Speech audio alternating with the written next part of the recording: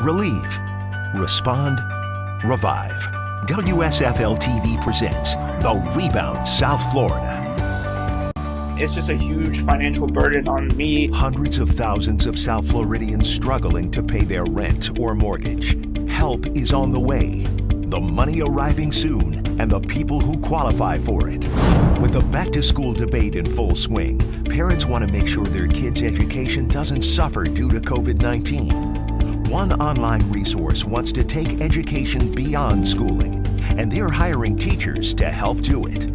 Managing the pressure during the pandemic can be overwhelming. COVID fatigue is real, and if you're feeling it, you're not alone. What you can do to help get through it. The Rebound South Florida starts right now.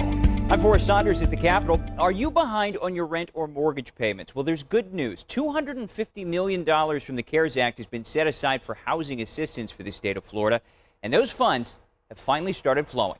Since the pandemic began, Financially, I am struggling. and hundreds of thousands lost their jobs, I am so stressed out.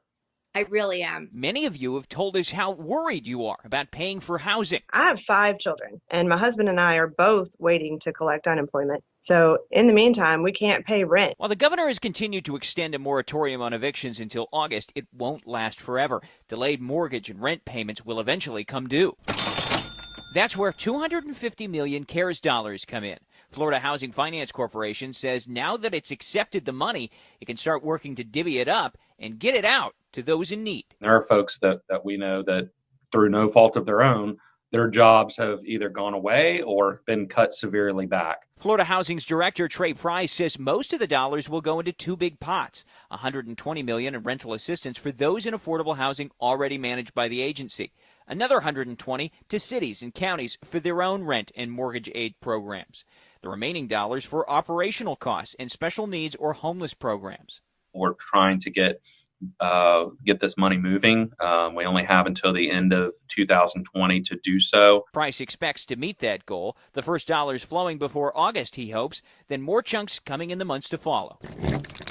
Curious if you qualify? Florida Housing says it's already working with landlords to ID those under its umbrella behind on rent.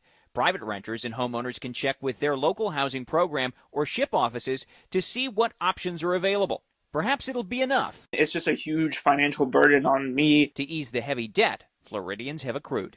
And a quick addendum, the first $75 million of the $250 has been handed out to several cities and counties across the state. You can find the details in our web story online. That's the latest out here at the Capitol. I'm Forrest Saunders, WSFL TV. When schools start back up next month, they will be the eyes and ears of illness on campuses across Florida. But with mounting concerns about the coronavirus and students, how will school nurses do the job and what will they be looking for? I find out tonight. Ask any school nurse about going back to school. It's going to be an extreme challenge for us. Part of this is the fear of the unknown. The unknown of what's to come when you put thousands of students and staff together on a school campus during a health crisis the state has yet to get control over. We will see illness in our schools when we open them. Lisa Kern, supervisor of health services for the Pasco County School District, is in the thick of preparing for what's to come. Some challenges are already clear. Making sure there are enough supplies to go around. With 45 school nurses on staff covering 2 to 3 schools at a time, most of her district's 90-plus schools have clinic assistants who lack the qualifications to medically assess students. Regardless, her edict this year: any kid with symptoms that are on that list from the CDC will be excluding from school, period. We're not going to take any chances. It's a guideline adopted and recommended by the National Association of School Nurses. Do you expect that more children will be sent home than ever before presenting with common symptoms? I do, because school nurses will proceed with an abundance of caution. Which means students sent to the school clinic with even a cough, stuffy nose, or sore throat will likely be isolated and sent home. Those with fevers must stay off campus until they're fever-free for 24 hours. CDC just relaxed its previous 72-hour fever-free guidance. We are going to be the front line at school. While research shows kids are typically not impacted by the coronavirus as severely as adults, Recent state data showed 1 in 3 kids tested for the virus came back positive in Florida. I do think that we're going to have our shutdowns once school gets started. Parents are advised to know their school's COVID-19 plan, who will be conducting health assessments on campus, and how. The president of the nation's School Nurse Association is also pleading with parents. They will be making hard decisions. They will be making decisions that families are unhappy with. It's a time for us to ramp up our kindness because we're about to face a difficult moment. You can find your school's COVID-19 plan on your home district's website. We've also posted guidance from the National Association of School Nurses on ours. Katie Legron, WSFL TV. With schools and several summer camps closed, families are depending on food distributions to feed their children. To help with the high need across South Florida, the nonprofit organization Meals on Wheels expanded their Break Spot program. There's a lot of kids out there that doesn't have any, food, and it's expensive and what's going on. So it makes you feel good that you're able to give back to the community. Thousands of kids in South Florida rely on the Meals on Wheels Break Spot program for food.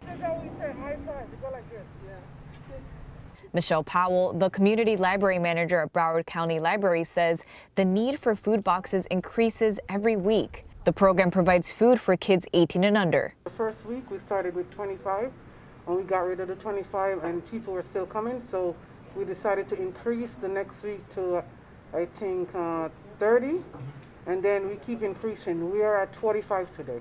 Normally, Meals on Wheels would provide a daily meal service for kids at the libraries they've partnered with. But since the pandemic hit, they've had to launch their Grab and Go program. The organization launched over 40 sites in both Broward and Miami-Dade counties. Since we don't know what's going to happen with the coming school year, if it's going to open or if it's not, there's a potential that if the schools are closed, we could continue doing these grab and go models so that the kids still get something to eat. When I was going to school, and my only means to make sure that I get breakfast is at school. So imagine the kids here who are actually, maybe that's their only means of getting breakfast, and a nutritious breakfast. The meal distributions are available every day. To find a location near you, there are several ways you can do that. You can dial 211, text Food FL to 877-877, or head to their website and put in your zip code. We're challenging our communities to step up and fight hunger among the most needy. If you'd like to contribute to Meals on Wheels South Florida, there's a link at the top of our website. Teachers come on to OutSchool, get approved onto the platform, and can create a class that they want on the subject that they're experienced in teaching in. Next on the Rebound South Florida, the online homeschooling program looking to hire teachers. What you need to know if you love inspiring young minds. And putting money aside for college in the middle of a pandemic, the state program that's helping Florida families rebound while saving.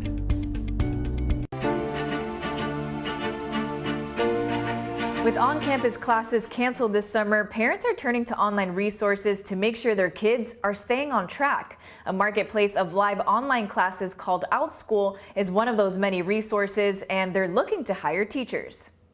I teach beginner Spanish art classes. So it's like step by step, but I also teach like Spanish words. So I teach like the colors or like verbs or, how to make a sentence with the colors. Angelica Hannon was hired in March, right in the midst of the pandemic. She says this job has helped her pay her bills while she attends graduate school. I felt really lucky, honestly, just because when I left Cleveland, actually, I lost a part-time job and I still have bills to pay. With a continuing uptick in online learning, the company needs more teachers. Teachers come on to OutSchool, get approved onto the platform, and can create a class that they want on the subject that they're experienced in teaching in. Bianca Bianchi, the product lead manager at OutSchool, says anyone with some type of teaching experience or expertise in the subject can apply. We see people come on to OutSchool with professional experience from baking, or perhaps they were a retired scientist or some profession, and now they want to teach students on OutSchool. And we also see school teachers or full-time educators come on and teach on OutSchool. OutSchool offers thousands of interactive online courses connecting hundreds of teachers with pre-kindergarten to high school learners around the world. Spanish with Taylor Swift, or math with candy like M&Ms, or core academic classes like U.S. history or advanced algebra. So the classes really range from any topic, and families can come on and search for a class that interests their student learner. It's really cool because I get to inspire them as well during this time where it's very uncertain, but kids are really resilient, and they actually have inspired me. When I feel down, they're always like really happy and smiling. So yeah, I really like it. Teachers can set their own schedules and prices. Classes vary in price. Some are offered as low as $10 per student. If you're interested in applying or for more information on OutSchool, you can head to our website, WSFLTV.com. Just click the Rebound. 2 nonprofit organizations launched a series to support and help the Black community rebound during this pandemic. Organizations understand the Black community is dealing with much more than the effects of COVID-19. The Albert Wilson Foundation and Handy created the series called Unspoken to shed a light and bring awareness to the not so obvious inequality and injustices Black Americans face every day. Last week was over policing in Black communities, and we discussed Black housing and real estate, more specifically to South Florida, but a lot of things that we discussed were in general, what Black communities face and Black people face in general when it comes to Black housing, and how it ties into the system in general, how systemic racism impacts housing and healthcare and so on. How can we partner together to make that system that we see a flaw in, and the system itself has admitted that there's a flaw there, how do we make that system better as a community? Unspoken is a 12-week series, and you can catch it live every week on the Albert Wilson Foundation's Facebook page. Jamal says if you're interested in being a panel speaker, you can email him at jamal@albertwilsonfoundation.org. If you're feeling COVID fatigue, you're not alone. We know how overwhelming managing the pressure during this pandemic can be. Next on the Rebound South Florida, what you can do to get through it. Getting through this with stories to help get back on track as we rebound in South Florida. Is anyone tired of the lack of normalcy, the closed public spaces, the news that we're trending in the wrong direction with this pandemic? COVID fatigue is a real thing, and it's literally affecting billions of people around the world. That it's a very uncomfortable experience for us as human beings to not have a plan, to not know how is this going to turn out? When is it going to end? Kay Hermanson is a clinical psychologist at UC Davis Health and compares it to climbing a mountain. You're going up, and just when you think you've hit that peak, you realize it's a false summit and see this daunting hill still lying in front of you. That sinking feeling knowing you've done so much but still have so much farther to go, Hermanson says this second spike in numbers can feel like that. We're actually hoping for the absence of something, not getting sick. Isn't quite as reinforcing as something that happens where we're like, oh, okay, I know I did this behavior and it resulted in this good outcome. It's internal, where you just kind of feel like you have those sandbags on your shoulders and you can't take another step. Bob Champy is a licensed clinical social worker and says the feeling is something a lot of us are familiar with: burnout. The same kind you might feel at work or at home when you're a bit overwhelmed. What makes it worse is a lot of the things we do to alleviate that stress we don't have access to. So it begs the question, what can we do? The things that we need to do are to be aware of our thinking, to say, I'll control what I can control. I'll take it a minute at a time. Some people call them bite-sized pieces. Champy and Hermanson say the idea is to make this situation more manageable. Instead of looking at this daunting whole, we break it up into more manageable parts. Small victories that can give us that sense of reinforcement the situation can lack. It may even be a little bit of learned helplessness, which is that idea that in certain circumstances where we feel like nothing that we do is good enough, nothing that we do keeps bad things from happening, we kind of give up. Another thing they suggest is adjusting our mindset. Hermanson says the simple knowledge that millions of other people are feeling exactly like us can be enough to help push us through. In Denver, I'm Dan Grossman reporting. Birthdays have become so difficult for families to share, but still so many families have come together to celebrate while staying socially distant in the form of parades. Our chief photojournalist Ismael Lewis went to one in North Miami Beach to celebrate Abigail's 10th birthday. Happy. Excited.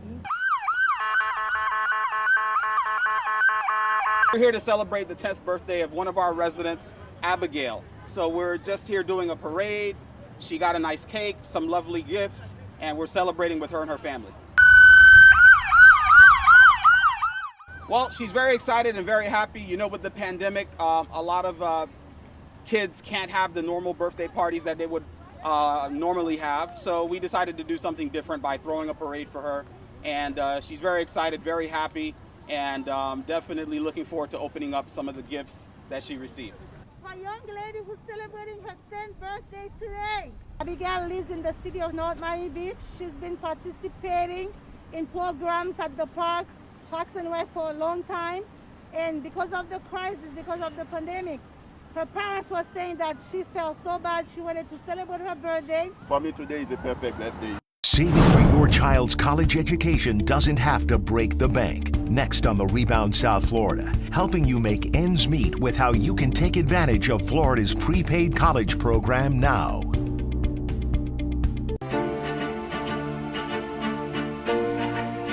The Florida Prepaid College Board is helping families rebound while saving, but time is running out to take advantage of a special program.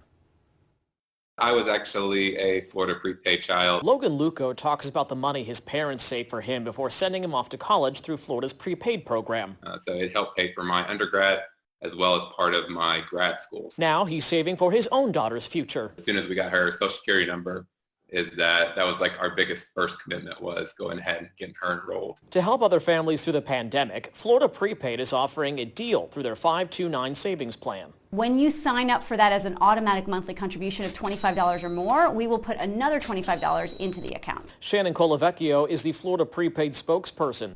And she says that savings plan is a tax-free investment. It can be used for college expenses across the country, including books, tuition, and room and board.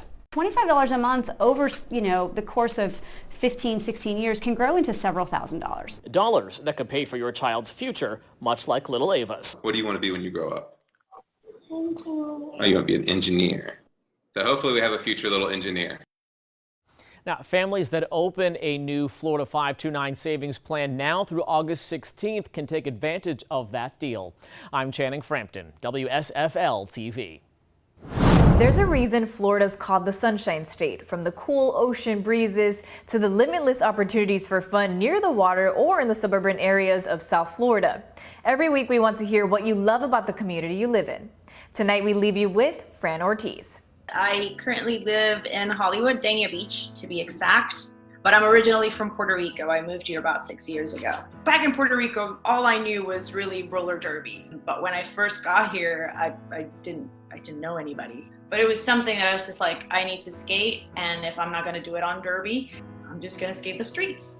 It initially started as Chicks and Bulls to kind of, open the doors to a mostly male-dominated sport and kind of welcome women into the roller skating scene and park aggressive skating. They recently rebranded to just CIB to be more gender inclusive. I think a lot of people will agree that it just gives you a sense of freedom. And that's talking about roller skating per se, but the community in general, it's so varied and it's carried by so many individuals.